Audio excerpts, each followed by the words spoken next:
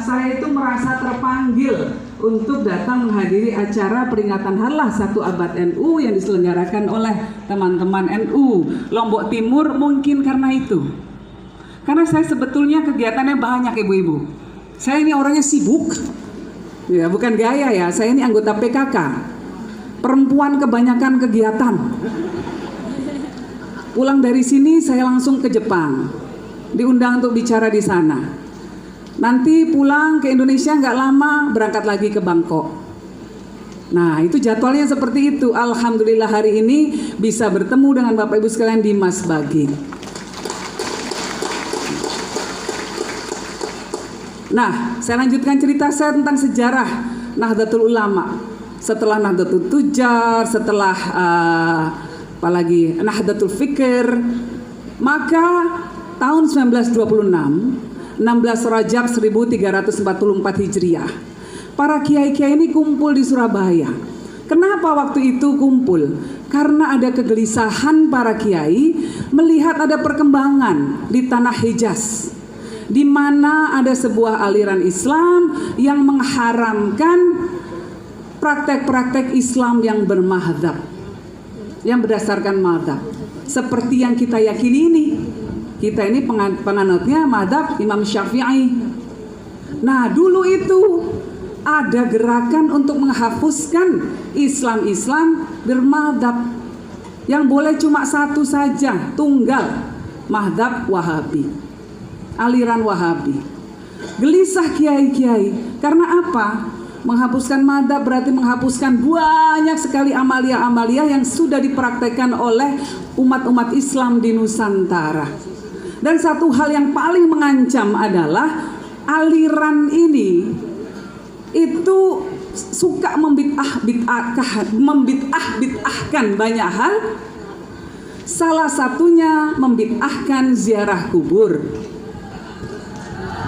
Nah, sudah membid'ahkan ziarah kubur sampai mau membuat gerakan untuk menghancurkan makam-makam para sahabat, termasuk makamnya Rasulullah SAW.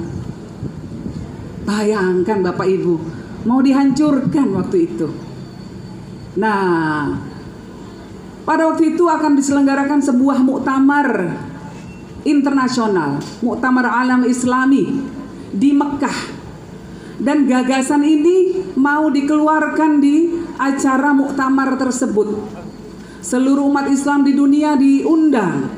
Nah kiai-kiai Nusantara gelisah. Waduh, ini kalau disahkan dan kemudian diikuti di mana-mana, gawat. Makam para wali juga akan dihancurkan, makam para sahabat dihancurkan, makam Rasulullah SAW dihancurkan. Ini bahaya. Lalu para kiai berkumpul untuk menghimpun diri dalam sebuah perkumpulan. Pertamanya dibuat yang namanya Komite Hijaz, diketuai oleh Kiai Haji Wahab Hasbullah dan dibantu oleh Kiai Haji Raden Asnawi Kudus. Nah, tapi komitenya, rombongannya sudah dibentuk, yang ngirim siapa? Kan lucu, ada rombongannya, rombongan kiai-kiai.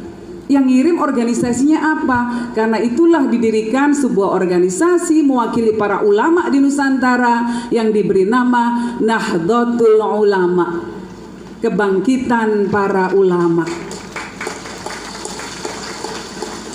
Dan alhamdulillah berkat pertolongan Allah yang membuka hati Raja Ibn Saud pada waktu itu, dan berkat desakan dari para ulama-ulama di seluruh penjuru dunia, salah satunya yang paling utama dari Nusantara. Indonesia belum ada waktu itu Bapak Ibu. Indonesia belum lahir, ya. Maka niat untuk menggusur makam Rasulullah dibatalkan. Sehingga sampai sekarang jamaah Indonesia bisa tetap datang ke Masjid Nabawi, lalu di sana berdoa di Raudhah dekat makam Rasulullah SAW. Mari kita sama-sama berdoa agar seluruh jamaah Nahdlatul Ulama dari Lombok Timur, khususnya yang datang ke acara Dimas Bagi ini suatu hari bisa berkunjung ke makam Rasulullah SAW. Amin, amin ya rabbal alamin. Nah, jadi NU itu luar biasa, ya, perannya dalam kehidupan umat Islam sedunia. NU itu menyelamatkan banyak hal, tradisi-tradisi keislaman, sholawatan, maulidan. Ada yang bilang maulid bid'ah. Nabi Muhammad tidak pernah menyelenggarakan ulang tahunnya. Ya masa Nabi Muhammad terus mau menyelenggarakan ulang tahunnya sendiri, kan tidak mungkin. Tapi Rasulullah pernah mengatakan bahwa beliau itu senang dengan hari Senin. Kenapa senang dengan hari Senin? Karena ada 3 hal. Yang pertama, hari Senin itu Rasulullah SAW diangkat menjadi Rasulullah. Yang kedua, menerima pertama kali pesan kenabian. Ya, pesan nubuwah itu pertama kali diterima hari Senin. Dan yang ketiga kata Rasulullah, karena ini adalah hari ulang tahunku. Lah, di situ saja Rasulullah sudah memperlihatkan keutamaan dari hari ulang tahun beliau. Lah, kalau kita maulidan, itu kan kita menyatakan rasa cinta kita, bahwa kita diayomi oleh Rasulullah SAW, kita mendapatkan kenikmatan menjadi umatnya. Jadi kalau ada yang bilang maulid bid'ah, bilang, waduh, kamu rugi, tidak bisa menyatakan rasa cintamu pada Rasulullah. Kalau saya, jelas saya cinta Rasul. Ya enggak ibu-ibu, bapak-bapak? Iya. Nah, itu Bapak Ibu sekalian. Ada yang bilang ziarah kubur itu haram katanya. Ziarah kubur itu adalah sebuah perkara yang nasih mansuh, artinya mengalami perubahan. Awalnya memang Rasul mengharamkan di awal-awal Islam, tapi kemudian mengalami mansuh atau perubahan, dan justru Rasulullah menganjurkan. Ketika Malaikat Jibril datang kepada Rasulullah dan mengatakan, "Ya Rasulullah, berkunjunglah ke makam ahli kubur Baqi dan berdoalah untuk mereka." Jadi Rasulullah mengatakan bahwa dulu memang kuharamkan, tapi sekarang kuanjurkan. Karena ziarah kubur itu fungsinya banyak. Bisa melunakkan hati kita, ya, bisa mengingatkan kita akan kematian. Kalau sudah ingat mati masih sombong gak sih kita? Enggak. Orang yang mikirnya mau hidup lama itu yang sombong. Begitu sombong, waduh, suka-suka dia, nyakiti orang lain, ngambil hak orang lain, karena gak pernah mikir mati. Orang NU ini kenapa akhlaknya akhlakul karimah? Karena sering ziarah kubur. Jadi diingatkan bahwa sebentar lagi loh, kita gak lama loh. Umat kita ini gak panjang umurnya. Nabi Adam dulu dikatakan bisa sampai ribuan tahun. Nabi-nabi setelah Nabi Adam ratusan tahun. Kita nih jatahnya nggak banyak, Bu. Ya, paling 100 tahun saja alhamdulillah. Ya, rata-rata kalau orang Indonesia itu life expectancy ratio, ngerti nggak Bu apa itu, Bu? Hah? Nggak ngerti? Oh, saya pikir ibu-ibu di sini jago bahasa Inggris semua. Angka harapan hidup orang Indonesia itu sekitar 77 tahun, yang laki-laki, yang perempuan 78 tahun. Nah, perempuan dapat diskon lebih banyak ini, tambahan. Ya, oh nggak ngerti bahasa Inggris, baru mau saya kasih tebakan. Kalau yang bisa nebak nih ibu-ibu, mau saya kasih hadiah umroh bahasa Inggris. Saya tes ya, barangkali Banser nih yang bisa jawab ya. Bahasa Inggrisnya pintu itu kan apa? Door. Bahasa Inggrisnya buka pintu, open the door. Bahasa Inggrisnya, aduh kunciku ketinggalan terus aku nggak bisa buka pintunya, itu apa? Gedor-gedor. Mohon maaf Tuan Guru, ini biar menghibur sedikit Tuan Guru ya. Nah, jadi itu ibu-ibu, kita ini alhamdulillah dikasih ya sampai sekitar 80 tahun. Moga-moga masih bisa mengikuti Tuan Guru sampai di atas 80 tahun. Sekarang usia Tuan Guru berapa ya? 90 lebih, Masya Allah. Nikmatnya luar biasa. Nikmat, bukan nikmatnya Tuan Guru, nikmatnya kita bisa didampingi oleh beliau. Masya Allah, alhamdulillah. Nah, ibu-ibu sekalian, jadi yang namanya Nahdlatul Ulama itu perannya luar biasa, ya, untuk terus mengajarkan tradisi-tradisi kepada masyarakat. Ini perannya ibu-ibu, bapak-bapak, ya, ibu-ibu terutama nih, karena muslimat di sini nih. Saya juga muslimat, Bu. Ya, saya juga di PP ya, muslimat ya, sama-sama. Kita ini mendidik anak kita.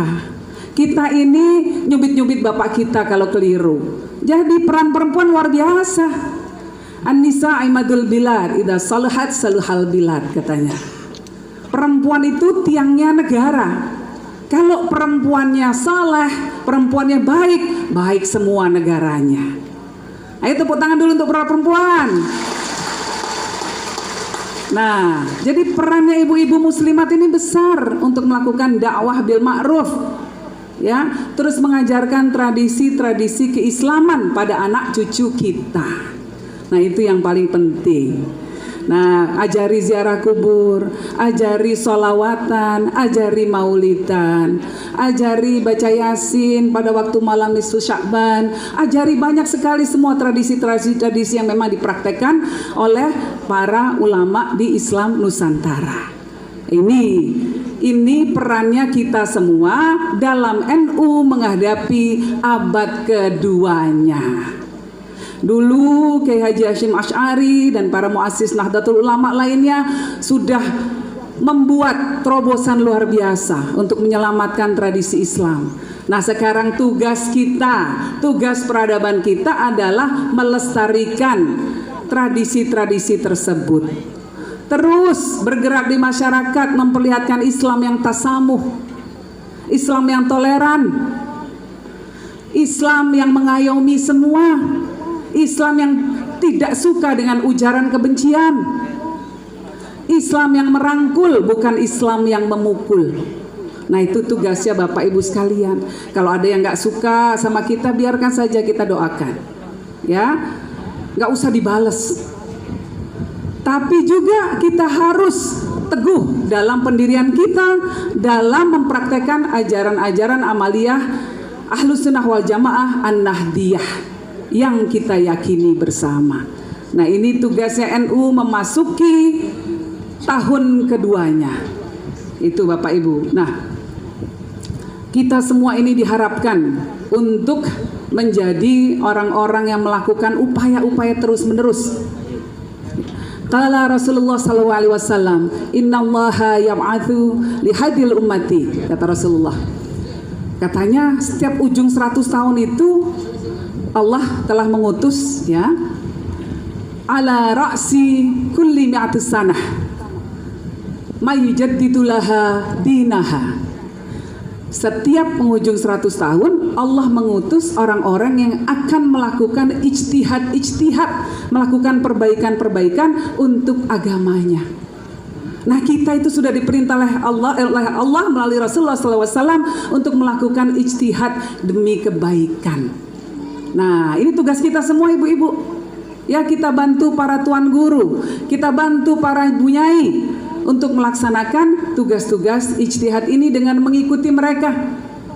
Ya.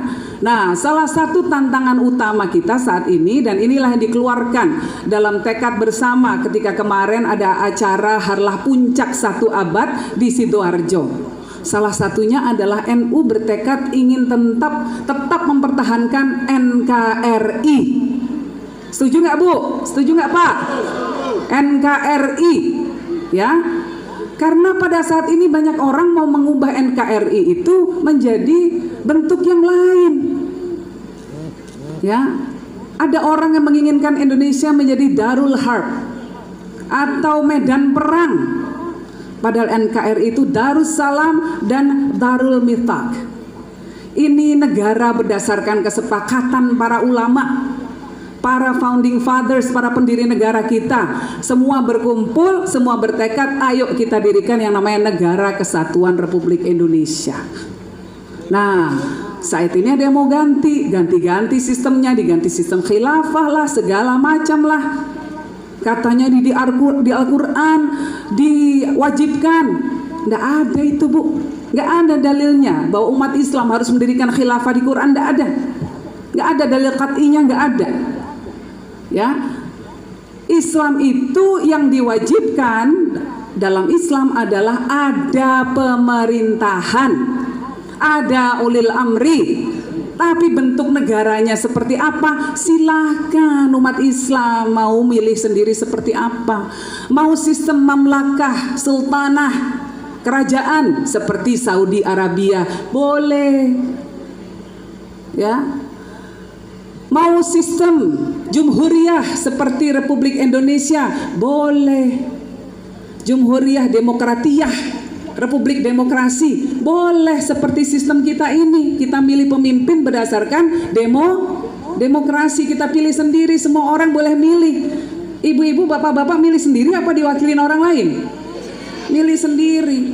Nah, ini sudah kesepakatan kita, ya. Nah, negara kita berdasarkan Pancasila, itu sudah harga mati. Dan Pancasila itu adalah mitsaqan khalidah. Ini ikatan suci yang menyatukan seluruh umat, seluruh warga negara Indonesia dalam satu kesatuan yang bernama negara NKRI, Negara Kesatuan Republik Indonesia. Jadi kalau ada yang mau ganti-ganti sistemnya, itu malah membawa banyak mudarat. Mudaratnya banyak sekali kalau mau diganti sistemnya. Mau diganti sistem khilafah, walah yang terjadi kekacauan, yang terjadi orang malah konflik, yang terjadi malah orang berantem. Lihat, ya, lihat di Syria, lihat di banyak negara yang terjadi karena mau ada namanya Daesh, Daulah Islamiyah, namanya sih bagus, tapi kerjaannya suka membunuh orang lain. Buat apa? Nah, ada orang-orang di sekeliling kita yang mau melakukan itu, makanya NU tegas, NU menolak karena akan mendatangkan madarat yang luar biasa. Kita tetap dengan NKRI. Dan yang menyusun salah satu itu adalah rekomendasi hasil Muktamar Fikih Peradaban Internasional yang dihadiri oleh para ulama-ulama dari seluruh dunia. Salah satunya adalah Syekh Taufik bin Syekh Ramadan Al-Buti dari Damaskus. Beliau itu yang paling gigih mendorong agar menolak yang namanya khilafah. Kenapa? Karena ngalami sendiri bapak-bapak, ibu-ibu, negaranya hancur gara-gara ada yang memperjuangkan khilafah Islamiyah. Bapaknya Syekh Ramadan Al-Buti ditembak sedang khutbah